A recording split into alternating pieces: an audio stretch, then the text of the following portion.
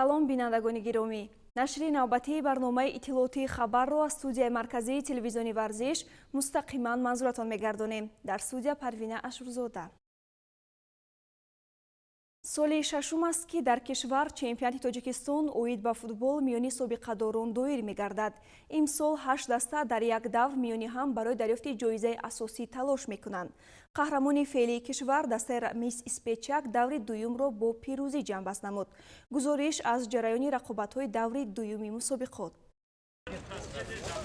имсол дар чемпионати Тоҷикистон оид ба футбол миёни собиқадорон 8 даста аз қабили тимҳои Рамис Испечак, Пойтахт, Фирдавс, собиқадорон Душанбе, Спартак, Равшан ва Восе барои унвони қаҳрамонӣ талош доранд. дар даври дуюми мусобиқа дастаи собиқадорони Рамис Испечаки Душанбе ва Спартаки шаҳри Ваҳдат ба ҳам омаданд. дидори дастаҳо дар варзишгоҳи Спитамени Пойтахт доир гардид. пеш аз оғози бозӣ аз ҷониби роҳбарияти лигаи собиқадорони Федератсияи футболи Тоҷикистон ба ҳайати собиқадорони дастаи Спартаки шаҳри Ваҳдат пойафзолҳои варзишӣ тақдим шуд. ин сол мо чемпионати собиқадорон байни дар ҷумҳурии Тоҷикистон оғоз ёфт. аз сабаби касалии коронавирус мо ин сол дер сар кардем чемпионатро, вале ҳамо 8 даста иштирок доранд. тасмим гирифтем ки ҳамин собиқадоронро ба футбол ҷалб намоем ва онҳо аз тарафи Федератсияи футбол тӯҳфаҳо тақдим карда мешавад, барои ки ҳамин футбол ин гарави саломатист ва барои собиқадорон фоида дораду залал не. дастаи Рамис Испечаки қаҳрамони феълии кишвар ба ҳисоб меравад, тавонист дар ин бозӣ низ бо ҳисоби калони 9 бар 3 дастаи Спартаки Ваҳдатро мағлуб созад. ёдовар мешавем ки ин соли шашум аст дар кишвар чемпионати Тоҷикистон оид ба футбол миёни собиқадорон баргузор мегардад. дар ин мусобиқа нафароне ҳаққи иштирок доранд ки синнашон аз 40 боло бошад. ба иттилои масъулин имсол бо сабаби пандемия аз коронавирус мусобиқа дар як давр доир мегардад ва ҳар тим дар маҷмӯъ 7 бозӣ доир мекунад. яке аз иқдомҳои беҳтарини Федератсияи футболи Тоҷикистон кумитаи собиқадорони футбол он аст ки ҳарсола ҳамин мусобиқаро мегзорад, яъне ки дар бораи собиқадорони футбол фаромӯш намекунад. ин як кори хуб аст, кори савоб аст, барои он ки мо медонем ки сабабҳои мушкилии молиявӣ ва дигар мушкилотҳое ҳаст, този дар футболи тоҷик ҳам ба он таъсир мерасонад. аммо ба ин нигоҳ накарда Федератсияи футболи Тоҷикистон ҳамасола ин мусобиқаи собиқадорон мегзаронад. ин барои рӯҳи онҳоро баланд гардошан, барои аз ёд набаровардани ҳамин собиқадорон ки саҳми худро дар футболи тоҷик дошта буданд солҳои пеш. ин як иқдоми хуб аст ва ман фикр дорам ки ин мусобиқа бояд сол то сол гузарад ва ҳамин мухлисони худро собиқадорони футболро шод намояд. инчунин дар даври дуюми мусобиқа дастаи Фирдавс бо ҳисоби 4-2 тими Душанберо шикаст дод. дидори дастаҳои Пойтахт бо собиқадорон бо ҳисоби 5-2 ба суди Пойтахт ба анҷом расид. чемпионати Тоҷикистон оид ба футбол миёни собиқадорон имсол ҷашнист, чун дар арафаи истиқбол аз 30-солагии истиқлоли давлатӣ қарор дорем. ин мусобиқа низ ба ин ҷашни таърихии миллати тоҷик бахшида шудааст.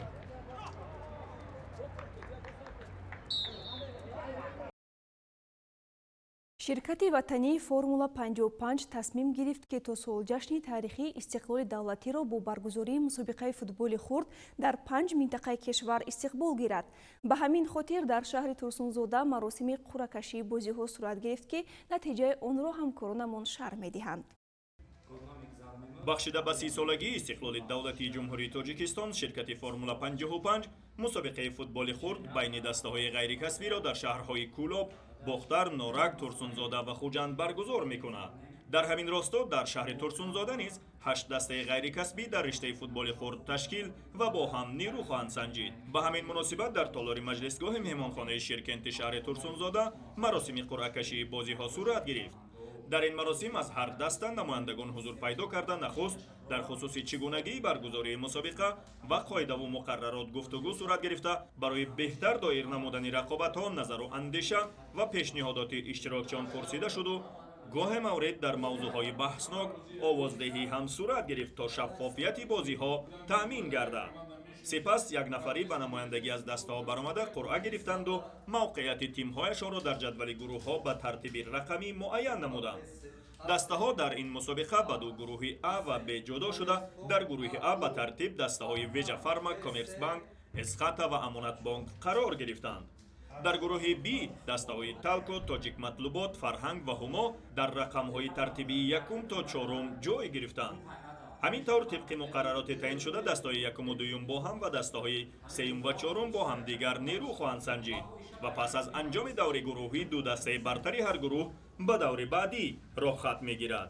ин бозӣ ки ба муносибати 30-солагии истиқлоли давлатӣ сурат мегирад, пеш аз рӯзи истиқлол ҷамъбаст шуда, барои зинаи аввал 5555, барои зинаи дуюм 3555 ва барои зинаи сеюм 1555 сомонӣ ҷоиза дар назар гирифта шудааст.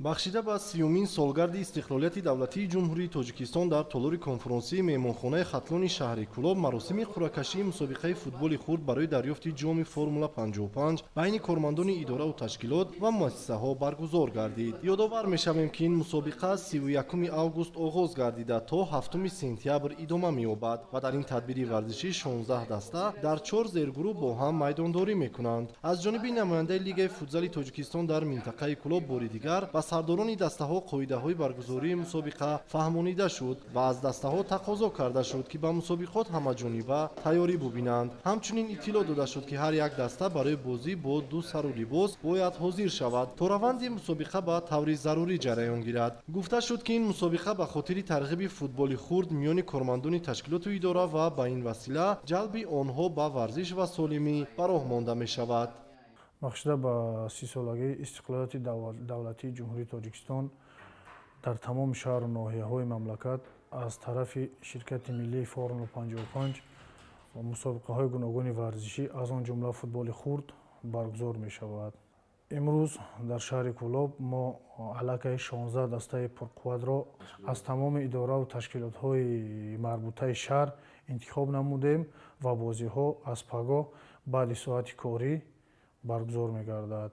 мусобиқа давоми як ҳафта баргузор мегардад ва дастаҳои ғолиб дар рӯзи истиқлолияти давлатии ҷумҳурии Тоҷикистон қадрдонӣ ва сарфароз гардонида мешаванд. ҳамин тариқ қуръакашӣ бо иштироки сардорони дастаҳо баргузор гардид ва дар 4 гурӯҳ дастаҳо радабандӣ шуданд. мусобиқаи мазкур дар майдонҳои навбунёди маҳаллаи Исмоили Сомонӣ ҷараён мегирад ва бозиҳо аз соати 18 бегоҳӣ ба роҳ монда мешавад. зимнан ба хотири риояи қоидаҳои беҳдоштӣ аз дастаҳо даъват ба амал оварда шуд ки дар раванди мусобиқа тартиби муқарраргардидаро риоя намоянд. раванди мусобиқа бошад аз рӯи низомномаи таҳиягардидаи Федератсияи футболи Тоҷикистон пеш бурда мешавад ва дастаҳои ғолиб имкон пайдо мекунанд ки роҳхати мусобиқаҳои ҷумҳуриявиро низ ба даст биёранд. дар 30 соли соҳиб истиқлолии ҷумҳурии Тоҷикистон дар баробари рушду пешрафти соҳаҳои дигари хоҷагии ҷумҳурӣ ба соҳаи варзиш ҳамчун омили бузурги таъмини сиҳатии мардум ва ҷалби ҳарчи бештари аҳолӣ ба тарзи ҳаёти солим таваҷҷӯҳи хоса зоҳир мегардад. дар ин замина то ҷашни фархунда толору майдончаҳои варзишӣ дар маҳаллаҳои Табобатхона, Носири Хисра ва дашти болои шаҳри Хорух мавриди баҳравардорӣ қарор дода мешаванд. соли таҷлили 30-мин солгарди истиқлолияти давлатии ҷумҳурии Тоҷикистон боиси бунёди мактаби замонавӣ, толори варзишӣ ва майдончаи варзишиву майдончаи бачагона дар маҳаллаи Табобатхонаи шаҳри Хорух гардид. имрӯзҳо корҳои бунёдӣ аз ҷониби ҷамъияти дорои масъудаш маҳдуди инвесторҳои дар майдончаи варзишӣ дар кӯчаи Саидмир Абдурраҳмону Бомаром ҷараён дошта беш аз 70% корҳо ба идмом расонида шуданд. хушиву хурсандии кӯдакон наврассони маҳал аз дастрасӣ ба чунин як майдончаи ҷадиди варзишӣ андозае надорад. баъри ба идмом расонидани тамоми корҳо 6 нафар бинокорони ин ҷамъият ба кор машғул буда дарозии майдончаи варзишӣ 40 метр ва паҳнояш 30 метрро дар бар мегирад. ин майдонча дар баробари баргузории машқу тамрин аз намуди футбол, боз барои баргузории чорабиниҳои варзишӣ аз намудҳои волейболу баскетбол низ мусоид аст. бо анҷоми корҳои сохтмонӣ дар майдонча барои атфол шароити бозии кӯдакон боз ҳам беҳтар хоҳад гашт. дар баробари ин иншоот корҳои сохтмонӣ дар майдончаи назди маҷмӯаи варзишӣ маҳаллаи Носири Хусрав низ мутобиқи нақшаи пешбинишуда дар ҷараён мебошад. корҳои сохтмонӣ аз ҷониби кормандони ҷамъияти дорои масъудаш маҳдуди Шариф Шесе пеш бурда шуда ҳудуди 70% корҳо ба субут расонида шудааст. мо 8 нафар кор кардастем. як моҳ боз мешавад ки ман ин майдончаро сохта истодагем. насиб бошад дар охири ҳамин ҳафта ин иншоотро ба اتمام میرسانیم بر مردم همین محل تحفه می‌نماییم. تا سالگی جشن استقلالیت همه ابیکت‌ها رو می‌سپاریم همشه.